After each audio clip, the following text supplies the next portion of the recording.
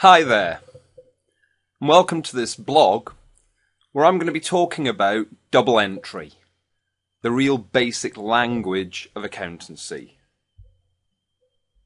My name is Gareth. I'm Gareth John. There's my email address, garethjohn@fi.co.uk. I'm a managing director with First Intuition. We're one of the UK's premier accountancy training colleges. You're welcome to get in touch with me if you would like. You've got my email address there. I'm also very active on social media, Twitter and Facebook. That's my Twitter username, @AATTopTutor. All of us at First Intuition have been really delighted in recent years. We've won a number of prestigious awards. We were awarded UK Accountancy College of the Year in 2010, 2012 and 2014.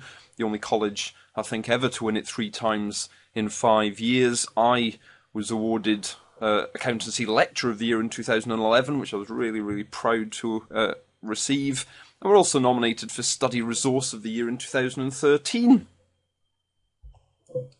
Well, let's have a little think about double entry here. So we're going to be looking at the double entry for a series of relatively typical transactions that you might see through your studies and also see in your careers in the real world at work. Well, perhaps before we even worry about the double entries for those transactions, let's actually think about what we're ultimately trying to achieve with our double entry.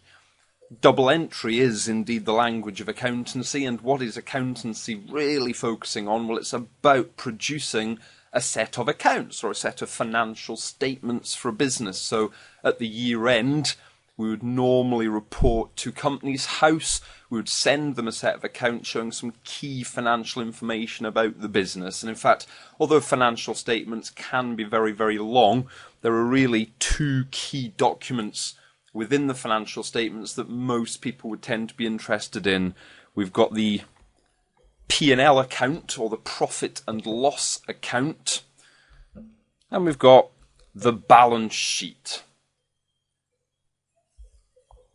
Let's just think a little bit about what the P&L account, the profit and loss account, and the balance sheet are going to contain. Well, the profit and loss account, also sometimes called the income statement. Now, the profit and loss account basically consists of 2 things. It's all of the income of the business and all of the expenses of the business. And you work out whether you've made a profit or a loss by comparing the income to the expenses. So you can perhaps imagine that if your income was £100 and your expenses were only £90, well, income is greater than expenses, so I've made a profit. In fact, in that case, I'd have made a profit of £10. But if my income is £100 and my expenses were £120, well, if your expenses are greater than your income, you've made a loss. I'd have made a £20 loss in that case. Well, in terms of the kinds of income we might see for businesses, probably the principal income of most businesses will be the sales they've made. These would be sales to customers. So, sandwich shop sells sandwiches, a car factory sells cars, and that's how they generate typically the main sources of income for the business. But there can be other sources of income. For instance, if you've got a positive balance at the bank account, you might receive some interest on that money. So that would be some more income of the business, the interest they receive. If, for instance, in your factory you've got more space than you need, you might actually rent out part of your factory space to another business, in which case you might get some rent received. So you could get various different sources of income, but typically the main one is the sales the business is generating. This is what we'd also sometimes call turnover or revenue of the business. And for expenses, well, there's probably going to be all sorts of expenses in a business. For instance, they will be making purchases. And when we talk about purchases, we specifically mean the things they're buying to sell on to their customers. So a sandwich shop will be making purchases of bread and purchases of cheese. These will be costs of the business to actually make the sandwiches to sell to the customers. A car factory would be purchasing steel and glass and the sorts of things you make cars out of. So we've got purchases and expense, but we'll also have maybe things like rent, salaries for paying staff, electricity expenses, telephone. There's all sorts of costs that businesses would typically be incurring. As we've said, it's by comparing your income to your expenses we can actually establish, have we made a profit or have we made a loss? So that's the P&L account, or the income statement, income and expenses. We've then got the balance sheet. Now the balance sheet, sometimes also called the statement of financial position, because it looks actually at the financial position of the business at one point in time. The profit and loss account will actually be looking at a period of time, typically 12 months. So all of the income, all of the expenses over a 12-month period, whereas the balance sheet is at one point in time, typically at the end of the year. I think of the balance sheet more like a snapshot. It's at one point in time. It's the financial position of the business at the year end. Now, just like the P&L account contains two things, income and expenses, the balance sheet contains two things, assets and liabilities. Now, assets are things that the business owns. So the business could, for instance, own premises, might literally own the building that they're operating in, the factory or the admin buildings. They could also own vehicles of various sorts.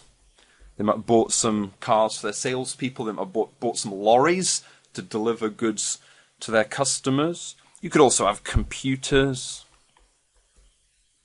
owned by the business. Also things like the cash they have. If they've got cash in their bank account, that's an asset that they own.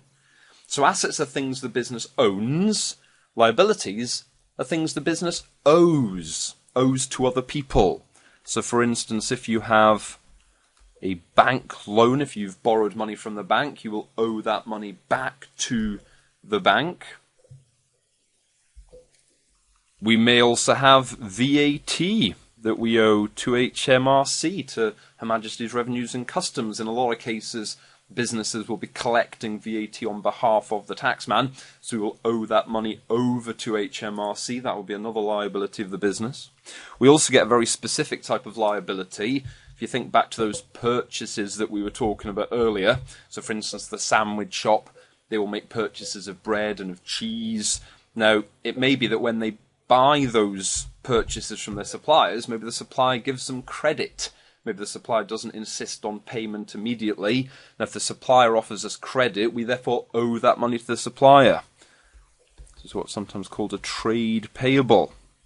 So if we've got trade payables balances owing to our suppliers, that would be another form of liability. So you can see on the balance sheet we've got assets and liabilities, whereas on the P&L we had income and expenses. Well, now we can start thinking more clearly about our principles of double entry, and there's various different ways to learn your double entry rules, and they are just rules to learn. I think a big mistake sometimes students make with double entry is they try to look for the logic in it, and to be honest, there isn't really any logic to it. It is just rules to learn and to practice. It's a bit like, I think it's a bit like your alphabet. Imagine when you learned your alphabet at school, there are 26 letters in the alphabet. Why are there 26 letters in the alphabet? There's no real reason for it. In fact, other languages in the world don't necessarily have 26 letters. I believe Arabic has 32 letters, for instance. So why do we have 26 letters? There's no real logic to it. That's just the rule, isn't it? When you learn your alphabet, A, B, C, D, and so on, why does B come after A? There's no real reason for that. It's just a rule, isn't it? You just learn it. Now, that's the same with double entry. Don't look for the logic, it's just rules to learn, and the more you practice, the easier you will get at pulling the figures and pulling the double entry together. My own wife's a qualified accountant. She's a qualified accountant. She qualified about 15 years ago.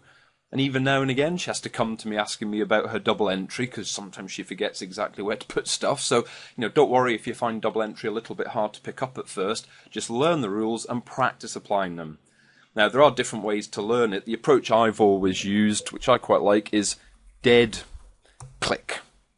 Dead click is a way of remembering what goes on each side of your double entry, because double entry is made up of debit and credit entries. We've always got to ensure that the balance on the debit side of the double entry is equal to the balance on the credit side of the double entry. I always think it's like a set of scales. You've got to make sure your scales balance. You've got to make sure that what's on the debit side is exactly the same as on the credit side. If it doesn't, that actually creates problems in our accounts.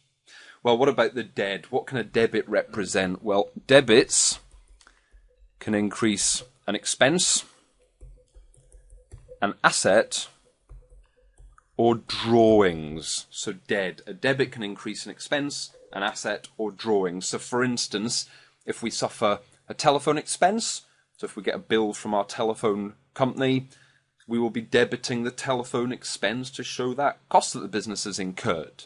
But equally, if we have an asset, if we buy a motor vehicle, we will be debiting the motor vehicle account to show the asset we now own. And with drawings, now drawings is when the sole trader, the owner of the business, if they take money back out of the business, that is drawings. So if the sole trader takes drawings, we will debit the drawings account. On the click side, well, what can a credit be? Well, firstly, a liability. Secondly, income. And thirdly, capital. So click. Credits can be liabilities, income, or capital. So for instance, if we take out a bank loan, if we borrow money from a bank, we will credit the bank loan account to show that liability that we still owe back to the bank. With income, if we make some sales, if we make sales to a customer, we'll be crediting the sales account to show that income.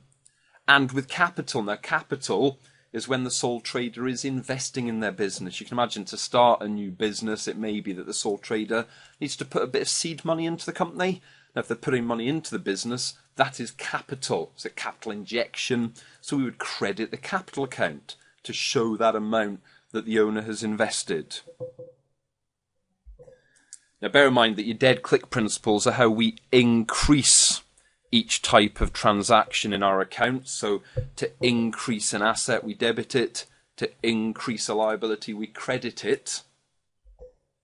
If we want to reduce a transaction category, we actually need to do the opposite. So for instance, if I want to reduce an asset, well, assets are part of the dead. So to increase an asset, we debit it. To reduce it, I would therefore have to credit the asset account. And similarly, if we wanted to reduce a liability, so let's say we repaid that bank loan, and therefore we need to reduce the liability because we don't owe it anymore. Well, a liability is part of the click. So to increase the liability, you credit it. Well, to reduce it, I'm therefore going to need to do the opposite. I would need to debit the bank loan account. Now, I think it's a great idea when you're starting off your studies, when you're doing initial double entries, write that down next to you on a piece of paper. Just have that next to you so you can constantly refer to it. Just double check that you're getting things in the right side. Well, let's go back to our double entries then. Let's work through each of these in turn. So starting with a cash sale. Now, some of these deliberately are transactions you will see quite regularly. And there are always double entries that you will find easier to get together than others. Now, cash sales, quite a common transaction you might come across both in your assessments and in the real world.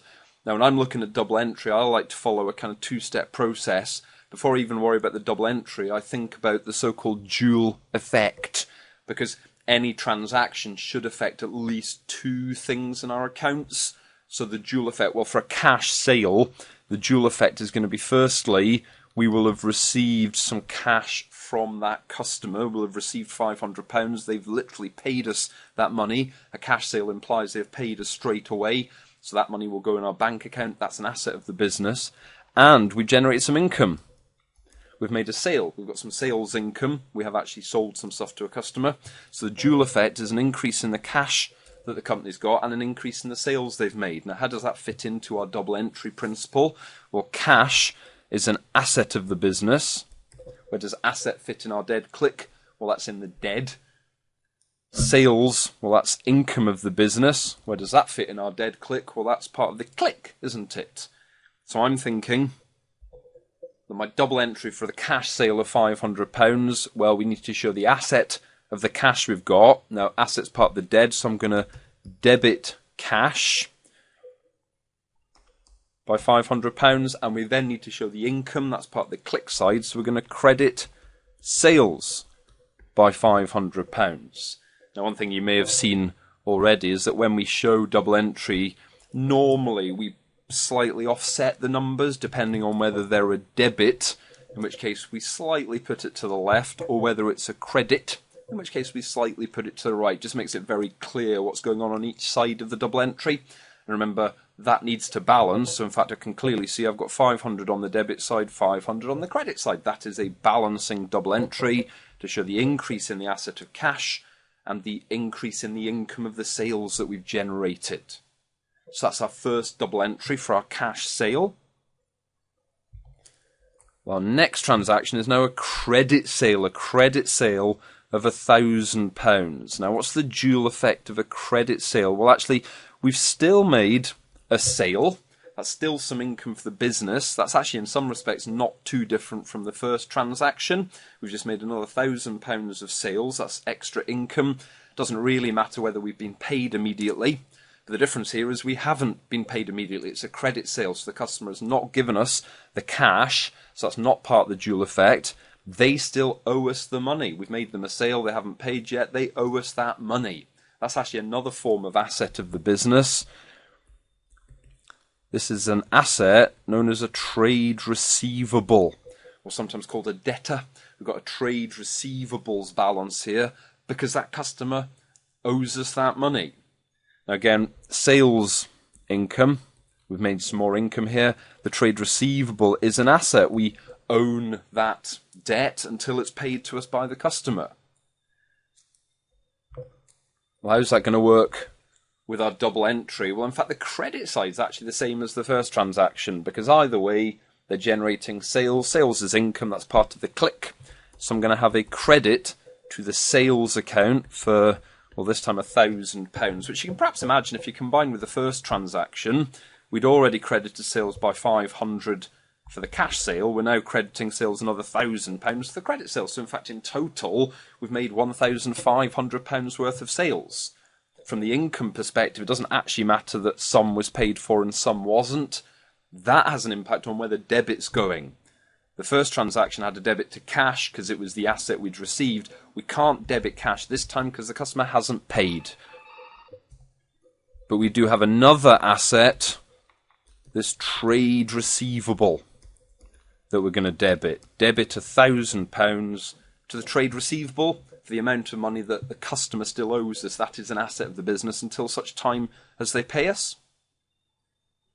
Well, next transaction we've got a cash purchase this time. Cash purchase of £800. Now, if it's a cash purchase, it means we have paid for it straight away. So a cash purchase will again have an impact on our cash balance. Difference this time, though, is it's going to be reducing our cash balance. You can imagine the first transaction where we made a cash sale, that was an increase to the asset of cash. This is now a cash purchase, which will be reducing the asset of cash. I'm going to be very careful about that when I come to my double entry. The other part of the dual effect, well, if we've made a purchase, this would be for something that I'm planning to sell on to a customer. I will have a purchase expense. Remember, purchases are one of the classic expenses that businesses might suffer. So we're impacting on the asset of cash, although remember it's reducing the asset of cash, and we've got an expense for the purchase expense that we've incurred. Well, how do we deal with that with our double entry? Well, we've got to show the expense for the purchase that we've incurred. Expense is part of the dead, so I'm going to debit purchases expense. That'll be a cost, you can imagine, that will ultimately reduce the profit of the business. And that's a debit for £800 to the purchaser's expense. And the credit side, well, remember the other part of the dual effect was the effect on cash. Now, this is where sometimes students will get confused because they think, well, cash, that's an asset, that's part of the dead. Surely that's therefore a debit as well. But remember, the dead shows how you increase a category. We're actually reducing cash here, so I do need to credit cash by £800. We're reducing the amount of money that we've got because we've now paid for some purchases. In fact, if you imagine, if you combine that with the first transaction where we had a debit to cash, that was increasing our cash balance by 500. We've now got a credit to cash, which will reduce it again. Well, transaction number 4, we've now got a credit purchase. So a bit like comparing transactions 1 and 2. If If you now compare transactions 3 and 4, they're both purchases. This time, though, it's a credit purchase, so we haven't paid the supplier yet. Well, what's the dual effect? Well, actually, we've still made a purchase. So we've still got purchases expense to account for. Again, this will be something that we're buying in order to sell on to our customers. So like the sandwich shop buying more bread. Difference is we haven't paid our supplier yet. We haven't paid the baker yet. We've had a credit purchase. So there's no impact on cash, but we need to recognise the liability we still owe for these purchases, and that will be what we call a trade payables balance. This is something we now owe to our supplier. That's a liability. How do we build that into our double entry? Well, again, we have just suffered another purchases expense. So we're going to have a debit to the purchases expense. That's very like the previous transaction where we had a debit to the purchase expense for 800. That's a cost suffered by the business. We've got another purchase expense suffered just for 1200 this time. Because again, it doesn't matter whether you've paid for the purchase or straight away or taken credit, you've still suffered the cost in the business. So far, in fact, we've suffered, well, 800 plus 1200, so £2,000 in total of purchases expenses in this business. Differences on the credit side because we didn't pay for it straight away, so we don't want to reduce the cash in the way that we did with transaction number 3. We need to show a liability, and liability is part of the click, isn't it? So part of the click, so we're going to show a credit to trade payables. Again, I'll slightly offset the 1200 just to make it nice and clear that I've got 1200 on the debit side, 1200 on the credit side. So I've now shown on the debit side another expense I've incurred, and on the credit side the liability that we still owe to the supplier of those purchases that we've bought. Well, next transaction now. Well, if you remember, we had the credit sale back at transaction number 2, credit sale of £1,000 where we'd sold to a customer but they hadn't paid yet.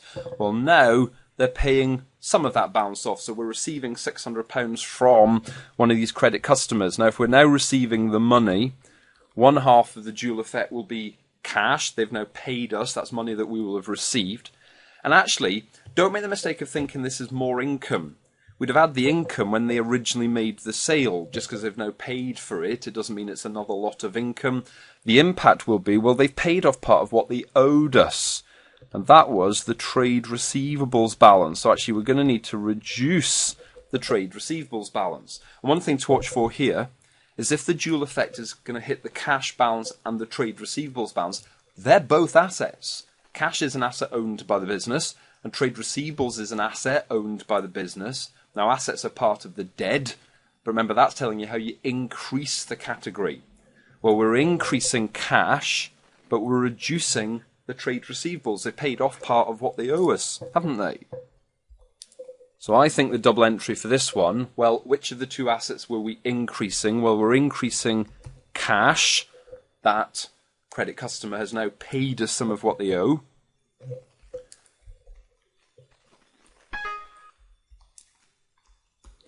So we show the debit to cash for the 600 that we've received. That would be added on to the cash we had at that point. The credit then, remember, is to another asset account, trade receivables. Difference is we're now reducing trade receivables. So we're crediting the trade receivables, effectively the opposite of debt. Now, what that does mean, therefore, is at that point, if we go back to transaction number 2, if you remember, we debited trade receivables initially with 1,000 to increase that asset to show what we were owed by the customer. So that was saying that we're owed £1,000. We've now credited the trade receivables or reduced the asset by the 600 they've paid off. Now, if we had a debit of 1,000 and we've now brought in a credit of 600, what do we still think those customers owe us? Well, 1,000 less 600. I think those credit customers still owe me £400, which hopefully they're going to pay us at some point in the future. Okay, so transaction number 6, we've now got paying £900 to a credit supplier. Now, I'm thinking that probably relates back to transaction 4. Now, transaction 4, we made a credit purchase, so we purchased from a supplier £1,200 worth of items, but we hadn't actually paid them. So remember, we recognise the liability for the trade payable that we owed them. We're now paying off part of that balance. Now, what's the dual effect of this? Well, firstly, if we're paying them some money, that's going to affect our cash balance. That's going to reduce our cash balance. And, well, if you remember when we made the original credit purchase, we had to show a liability or the trade payable for the amount we owed them. Well, we've now paid off a good proportion of that, so we're going to have to affect the trade payables balance to reduce that liability. Now, again, this is where you've got to be a bit careful because cash is an asset, trade payables are a liability. So there's a danger, you think, well, cash is an asset, that's part of the dead, surely I should therefore debit cash. Trade payables is a liability, that's part of click. Maybe I'm going to credit the trade payables, but remember dead click tells you how to increase each element. So if I debit cash, I'm increasing the cash asset. Well, that's not what's happening. We're paying money out, aren't we? And if we credit the trade payables balance, we'd increase the liability. Well, no, we need to reduce it. So in fact, when I come to the double entry, what I think I'm going to need to do is I'm actually reducing the liability. Well, liability is part of the click, so to reduce it, we're going to need to debit trade payables by 900. Hopefully you follow that. Debiting trade payables is reducing the liability, and we then credit cash. Because cash is an asset, and we're reducing the asset of cash. We're paying money out to these credit suppliers, aren't we? In fact, if you think about what's going on with the trade payables there, we had the original credit to trade payables, which was showing the initial liability, where we owed the suppliers £1,200. By now debiting trade payables, we're now reducing that liability. And if I combine the credit of £1,200 we initially had with this debit of £900, how much do I think I still owe these credit suppliers? Well, I think I still owe them £300.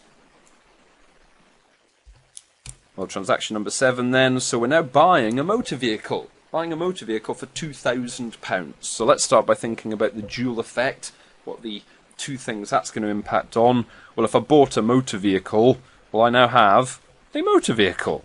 I've got a car or a van or whatever it might be. That is an asset of the business. The business now owns that motor vehicle.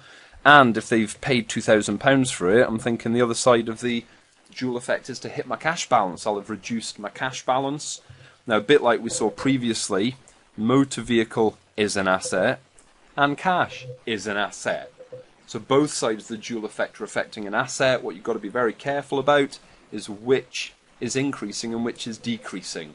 Well, I'm increasing the asset of motor vehicles because I've bought another car, and I'm reducing the asset of cash because I've had to pay for this new vehicle.